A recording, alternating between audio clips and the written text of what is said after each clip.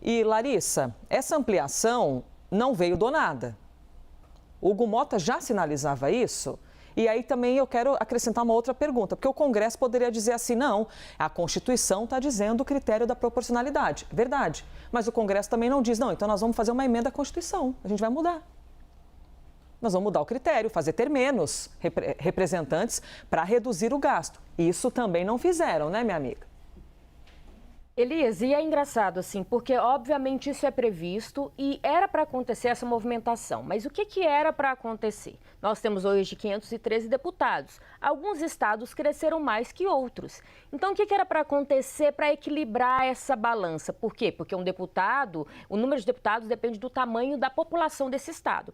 Então, um estado que diminuiu de tamanho, como alguns estados ali do Nordeste, estava pegando aqui Alagoas, Pernambuco, Paraíba, Bahia, teriam deputados a menos e aqueles outros estados que aumentaram o seu tamanho populacional, a quantidade de eleitores, aumentariam o número de deputados. Aí entra nessa conta Santa Catarina, Amazonas, Mato Grosso. E dessa maneira, continuaríamos com 513 deputados, como acontece, né, desde a Constituição praticamente. Mas qual que foi o acordo? E respondendo a sua pergunta, foi firmado um acordo ainda durante a campanha e Hugo Motta se comprometeu com esses parlamentares de que aumentaria o número de deputados desses estados que aumentaram, né, também o número da sua população, mas não diminuiria o número de deputados daqueles estados que diminuíram a sua população. Por isso que a gente vai ter esse aumento. Vai aumentar o número de deputados dos estados que aumentaram e é ok, é previsto. Se tem mais gente, eles têm que ter uma representação maior dentro da Câmara dos Deputados. Mas não vai diminuir o número de deputados desses estados que eu citei como exemplo.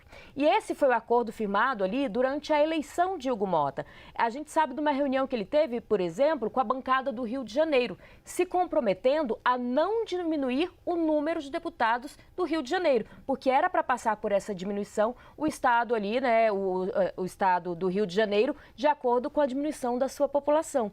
Outra coisa, ele é da Paraíba, o deputado Hugo Motta, presidente da Câmara dos Deputados, e vários estados do Nordeste teriam que diminuir o número dos seus deputados caso acontecesse essa reformulação. E ele se comprometeu com os estados do Nordeste, incluindo o seu estado, que é a Paraíba, a não ter a diminuição do número de parlamentares, de deputados ali na Paraíba. Então, ao invés de reformular como é previsto na nossa Constituição, eles aumentaram aqueles que teriam direito a mais, mas não tiraram vagas daqueles que deveriam ter diminuído. Eu até entendo cá entre nós, né, já que a gente está nessa conversa franca aqui, que seria um problema para o Nordeste em questão de representação, essa diminuição. E que para muitos e para especialistas, essa balança de representatividade dentro da Câmara dos Deputados seria um problema. Mas aí eu jogo para um futuro não tão longe assim.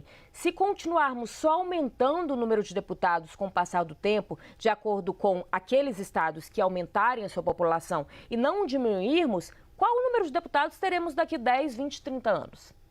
Teremos 600 deputados? O quanto isso, né? Eu estou aqui chutando um número. O quanto isso é possível pensando num país que gasta muito com seus parlamentares. E aí, para terminar, é importante a gente destacar. Foi promessa de Hugo Motta, então foi esse acordo firmado com os estados do Nordeste e com o Rio de Janeiro, que não teria diminuição, mas em contrapartida foi também firmado esse acordo que teria, de fato, um aumento desses outros estados em número de deputados. É uma discussão que temos que ter a longo prazo em questão de país mesmo. Se continuarmos só aumentando e não diminuindo, o quanto ficará ainda mais inviável a manutenção orçamentária da Câmara dos Deputados e assim ao passar dos anos. E um último detalhe que me incomoda muito.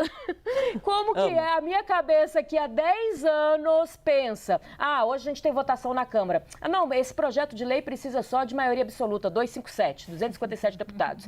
Não, a gente vai votar uma PEC agora, quórum qualificado, 3/5 dos deputados, 308. Até a gente acostumar a fazer as contas. Sim. Do que é metade mais um, do que é 3/5. Decorar o nome de todo mundo. Do que é 2/3. terços daquela Câmara dos Deputados vai demorar uns anos aí. Vou ter que ter uma colinha daquilo que já é tão automático nessa cabeça aqui. E decorar o nome de todo mundo, né? Porque a gente já vive na sociedade aquele lance que poucas pessoas lembram o deputado, a deputada que... E não é desmerecer o trabalho do congressista, que é representante do povo, que está lá dentro do Congresso para levar a tua voz. É que na vida real as pessoas não lembram, não cobram, não fiscalizam. A gente não pode levar como referência o nosso trabalho de jornalista. A gente é bolha. O Brasilzão, tem gente que não tem saneamento. Tem gente que não tem banheiro em casa, que não tem água tratada. Tem gente que não tem acesso à educação. Não tem acesso a uma rua asfaltada, não tem nada. Nós estamos aqui discutindo o aumento de gasto de deputados. Então, não é sobre a não necessidade da representatividade, todo mundo concorda. É a necessidade do debate sobre a saúde financeira do país.